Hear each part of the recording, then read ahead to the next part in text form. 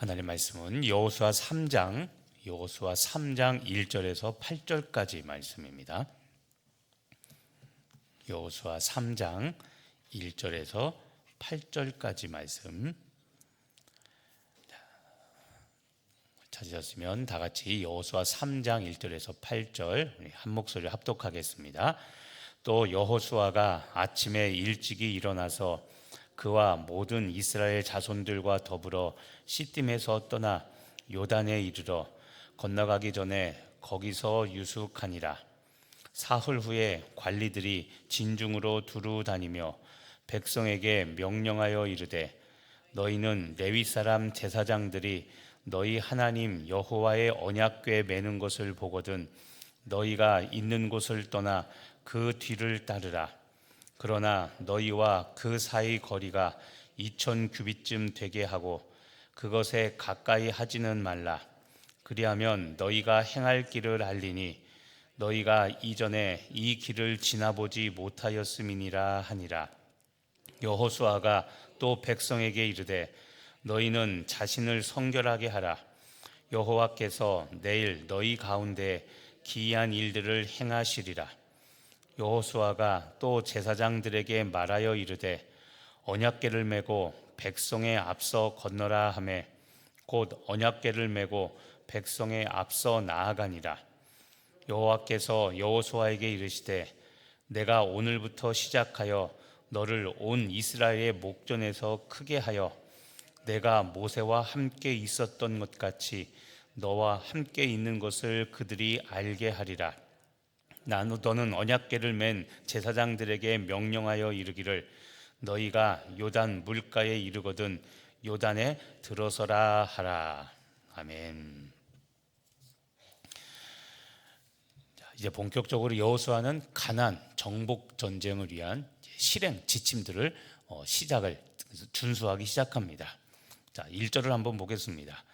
또 여호수아가 아침에 일찍이 일어나서 그와 모든 이스라엘 자손들과 더불어 시딤에서 떠나 요단에 이르러 건너가기 전에 거기서 유숙하니라. 자, 여호수아가 아침에 일찍이 일어났습니다. 일찍 일어났다는 것은 부지런하다는 것도 그런 것보다도 구별된 시간이 있었다는 겁니다. 구별된 시간. 일찍이 일어나 무엇을 했냐? 요단에 이르러 요단강에 이르러 건너가기 전에 거기서 유숙하니라. 유숙한다는 것은 거기서 진을 쳤다는 겁니다. 자, 그리고 2절 사흘 후에 관리들이 진중에 두루 다니며 백성들에게 3절 이렇게 명령합니다. 자, 제사장들이 여호와의 언약궤 매는 것을 보거든 그러면 그 뒤를 따르라고 이야기합니다. 출애굽에서 광야를 올 때도 그랬고 지금 가나안 정복 때도 불멸의 원칙이 있습니다. 그게 무엇이냐면 맨 앞에 무엇을 두는 겁니까? 언약궤. 하나님의 언약궤가 맨 앞에 나아가고 그 다음에 백성들이 따라가는 겁니다. 그래서 가나안 전쟁에도 동일합니다. 레위 제사장들이 언약궤 매는 것을 보거든 백성들 너희들은 그 뒤를 따라가라고 이야기합니다. 불멸의 법칙입니다. 자, 이것은 우리가 흔히 말하는 하나님보다 성령보다 기도보다 앞서지 말라는 겁니다. 다 압니다. 그런데 막상 적용해 보라면 안 합니다. 첫 번째는 기도하지 않습니다. 기도하지 않고 내 생각, 내 경험을 성령님보다 앞세웁니다. 그러니까 회의를 하나 뭘 하면 말이 안 통합니다. 그런데 여러분 오늘도 분명히 출애굽 광야 40년 동안의 원칙에도 그렇죠? 그때도 맨 앞에 언약궤가 따르면 그러면 백성들이 따랐던 것처럼 가나안 정복 전쟁도 동일합니다. 여호와의 언약궤 매는 것을 보거든 그러면 그 뒤를 따라가야 됩니다. 그런데 재미있는 사실이 있습니다. 4절을 보시죠. 그 뒤를 따라가는데 너희와 그 사이 언약궤와의 사이가 2000규빗쯤 됩니다. 2000규빗은 900m입니다. 약 1km 정도죠. 900m 정도의 거리를 두고 따라가야 되고, 그 다음 그것에 가까이 하지는 말라입니다. 그렇게 하면 너희가 행할 길을 하나님께서 알려주시겠다. 이 말은 하나님께서 우리를 인도해 가시겠다는 겁니다. 하나님께서 먼저 가셔서, 우리가 잘 아는 하나님께서 먼저 앞서가셔서 우리의 길을 예비하시겠다는 겁니다. 그래서 너희가 따라는 가되 거리는 2000규빗을 두고, 자, 이것에 대한 성서 학자들의 해석이 다 있습니다. 몇 가지가. 왜 2000규빗, 900m를 떨어져 가야 되는가? 가까이 가면 되지 않을까? 그 중에 해석 중에 하나가 그겁니다. 약 1km 정도, 900m 정도 떨어져야 선두에서부터 맨 끝에 있는 백성들 모두가 다 언약궤를 볼 수가 있습니다. 바로 뒤에 따라가면 누구만 볼 수 있습니까? 언약궤를. 그렇죠? 바로 뒤에 따라가는 사람만 보이죠. 뒤에 있는 사람들은 안 보이고 그냥 앞에 있는 사람이 가니까 따라갈 뿐인 겁니다. 그래서 약 1km 정도, 900m 정도의 거리를 두고 맨 앞에 선 사람이나 끝에 선 사람이나 다 그 언약궤를 볼 수 있게 따라가라는 겁니다. 5절, 여호수아가 또 백성에게 이릅니다. 중요한 이야기입니다. 너희는 자신을 성결하게 하라. 여호와께서 내일 너희 가운데서 기이한 일들을 행하시리라. 자, 너희는 자신을 성결하게 하라. 성결, 거룩함입니다. 너희 자신을 거룩하게 해라. 그 이유는 내일 여호와께서 기이한 일, 우리가 보지 못했던 하나님의 기적들, 여리고 전쟁의 기적들을 일으킬 거니까, 그러니까 성결하게 우리 자신을, 이 단어가 중요해요. 스스로 너희는 자신을 성결하게 하라. 하나님이 우리를 거룩해 주시는 게 아니라 내가 내 자신을 스스로 성결하게 해야 됩니다. 거룩함에 대한 책임을 지라는 겁니다.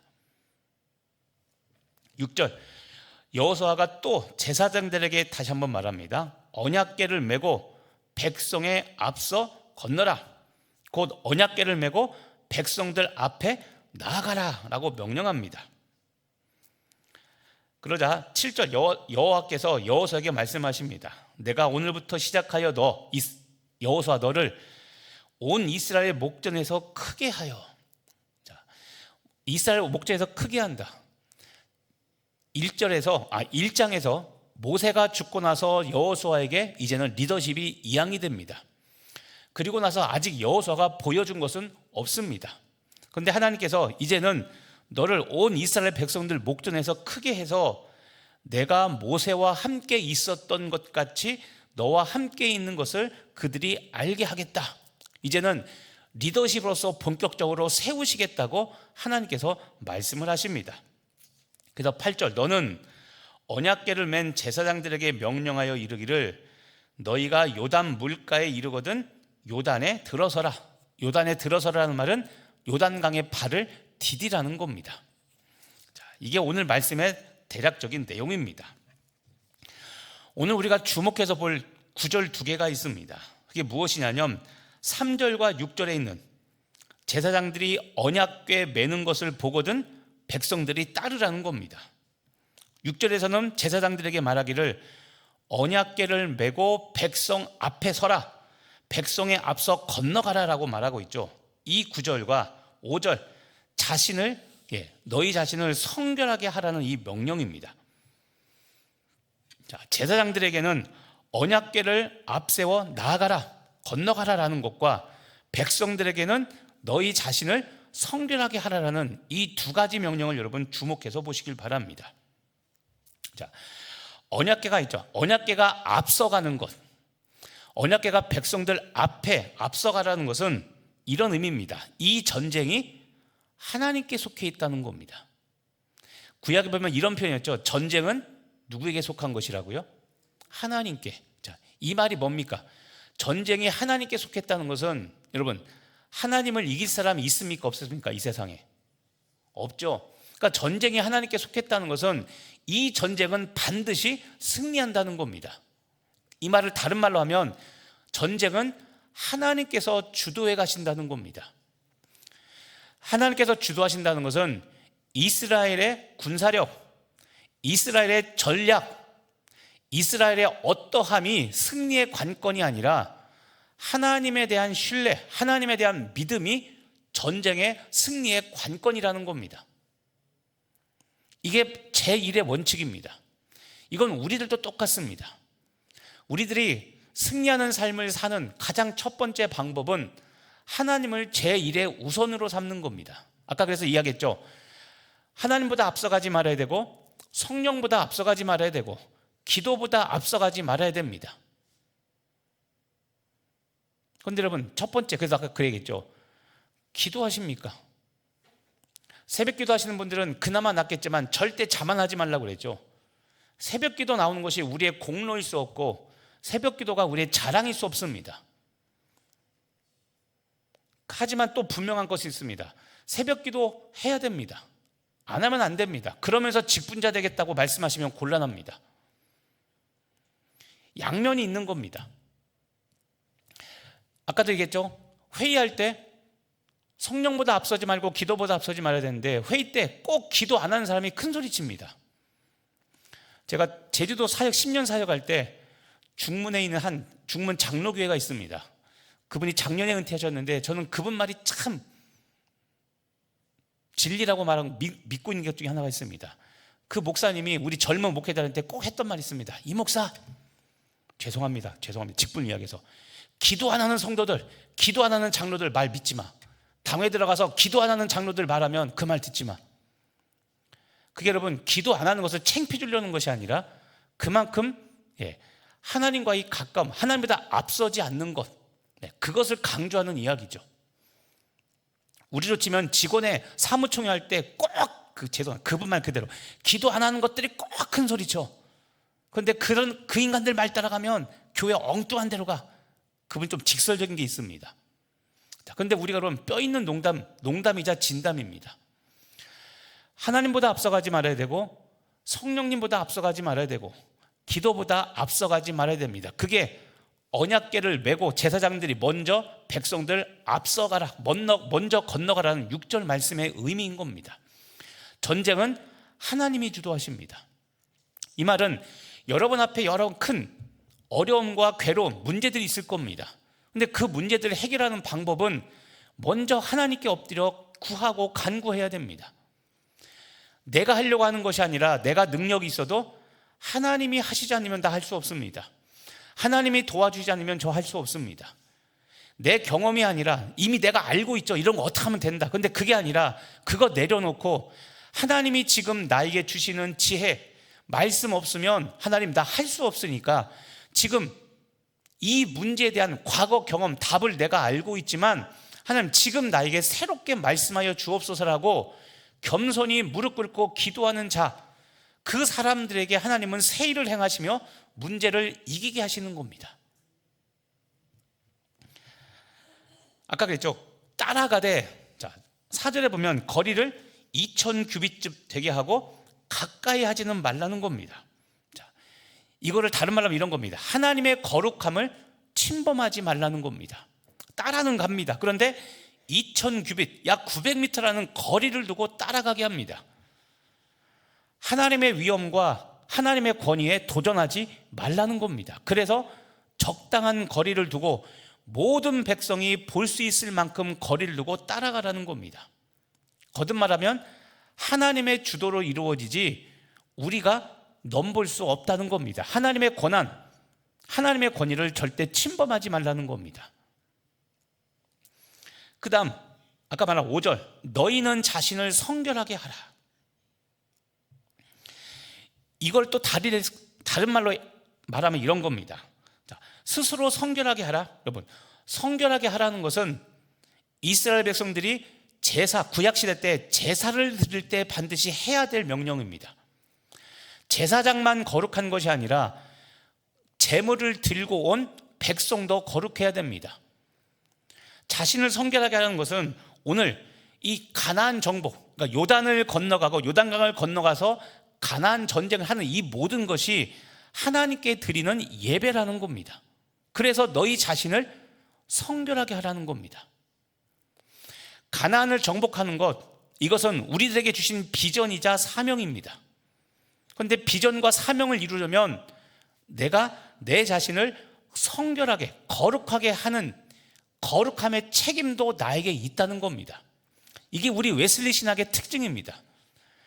무엇이 옳다 그러다가 아니라, 장로교, 개혁신학 중에 장로교는 하나님의 주권을 강조합니다. 하나님의 전적인 은혜, 전적인 주권 맞습니다. 근데 웨슬리는 그거와 함께 강조하는 게 무엇이냐면 이것처럼 너희는 자신을 성결하게 하라. 우리들의 책임도 있다는 겁니다. 가나안 정복 전쟁에서 언약궤가 앞서가는 것처럼 하나님이 주도하시고 하나님이 인도하시는 전쟁이 맞습니다. 그런데 그렇다고 해서 하나님이 알아서 다 하시니까 우리는 그냥 뒤에서 설렁설렁 따라간다, 그게 아니라 나도 거룩해야 됩니다. 나도 몸부림치며 살아가면서 하나님께 순종하며 살아가도록 노력해야 되지, 설렁설렁 살면서 주께서 다 하실 겁니다, 하나님께서 하실 겁니다, 이런 말은 구호일 뿐인 거라는 겁니다. 내가 거룩하게 살지 않으며 주께서 하신다는 이 말은 통용하지 않는다는 것이죠. 다시 말하면 거룩한 삶 없이는 이 거룩한 전쟁에서 승리할 수 없다는 겁니다. 그래서 꼭 기억하셔야 됩니다.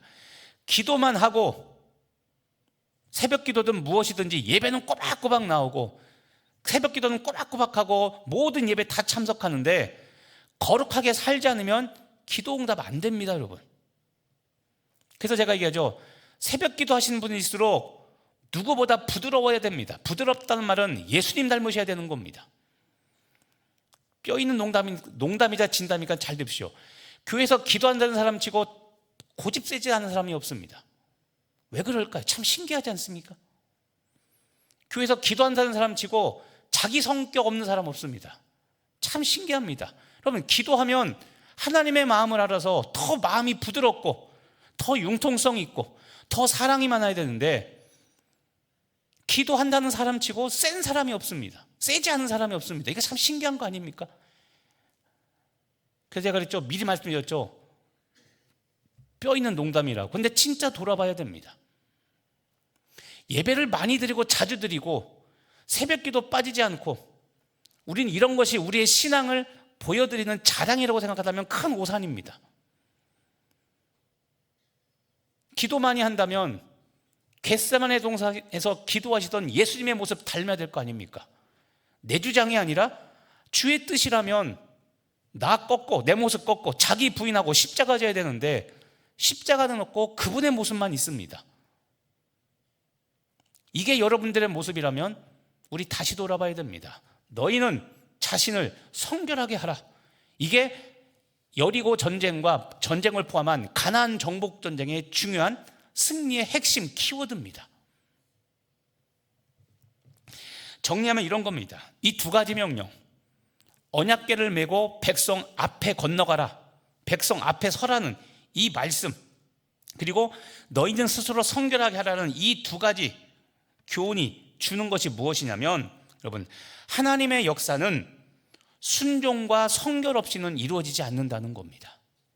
언약궤를 맨 앞에 두는 것, 순종입니다. 아까 말한 하나님과 기도와 성령님을 앞서지 않는, 하나님의 말씀에 절대 복종하는 순종과 거룩함, 성결 없이는 하나님의 역사는 이루어지지 않는다는 겁니다.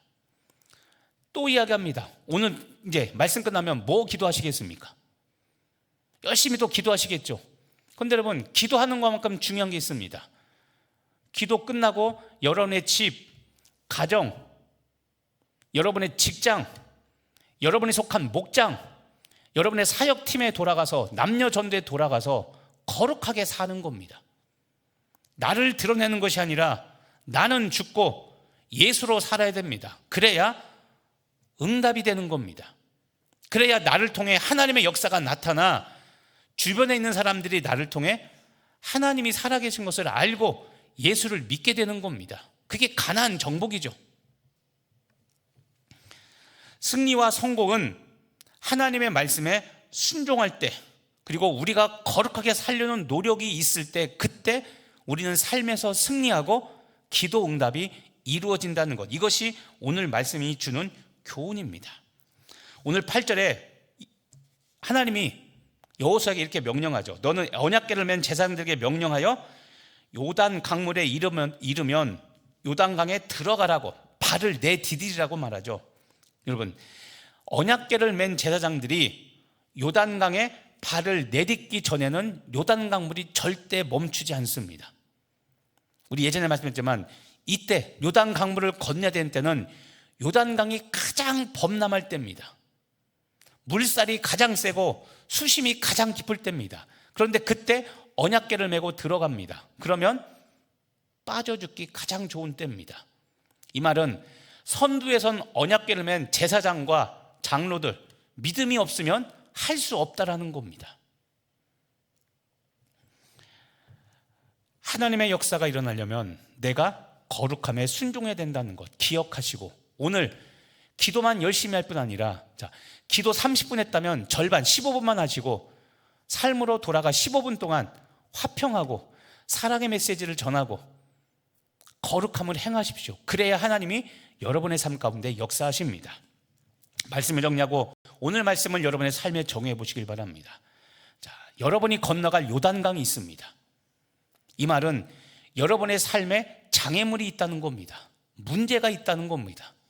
돈 문제, 사람 문제, 가족 간의 관계 문제, 여러 가지 문제들이 있습니다. 여러분 앞에 요단강이 무엇입니까? 그런데 여러분, 요단강이 중요한 것이 아니라 언약궤를 메고 백성 앞에 가라, 그리고 요단강에 발을 담그라는 하나님의 명령이 더 중요합니다. 그 말에 순종하면 요단강물은 갈라지게 되어 있습니다.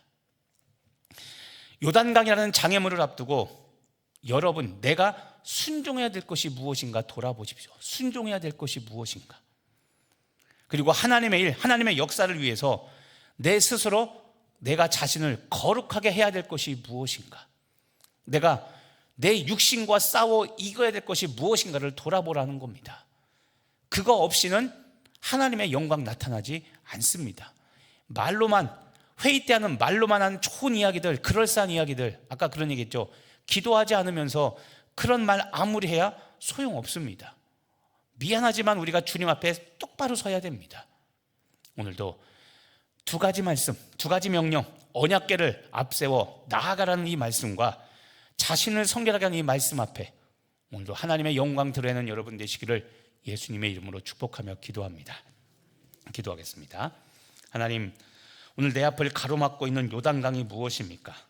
질병, 가정의 문제, 가족 간의, 이웃과의 관계 깨어짐의 문제, 불안함과 걱정들, 내 인생에 여러 가지 장애물이 있지만 그것을 이기는 방법은 하나님께 순종하는 것이요, 또한 우리가 거룩하게 살아가는 성결한 삶인 줄로 믿습니다.